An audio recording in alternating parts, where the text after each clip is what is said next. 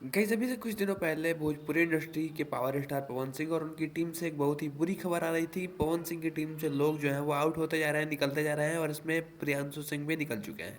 और कहीं ना कहीं ये बात सोशल मीडिया पे आग की तरह फैल गई थी, जिसके बाद लोगों ने इस पर काफ़ी ज़्यादा न्यूज़ बनाया। मैंने भी एक वीडियो बनाया था क्योंकि मुझे लगा था कि प्रियांशु सिंह आउट हो चुके हैं, क्योंकि पवन सिंह के पिछले 2-3 गानों में उनका म्यूज़िक नहीं आ रहा था। अलग अलग म्यूज़िक डायरेक्टर्स का म्यूज़िक आ रहा था, प्रियांशु सिंह का म्यूज़िक नहीं आ रहा था।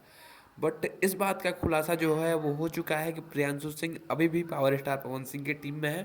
तो चलिए अब बात करते हैं इसी के बारे में। तो वीडियो में लास्ट तक जरूर बन रहा है। चैनल पर नए हैं तो सब्सक्राइब करके बेल आइकन को प्रेस करते हैं। चलिए वीडियो को शुरू करते हैं।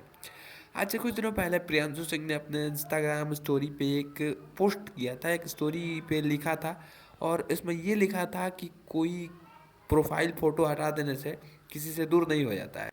आगे उन्होंने कहा कि कुछ दिनों से तबीयत ख़राब था, इसी वजह से काम में इनएक्टिव था।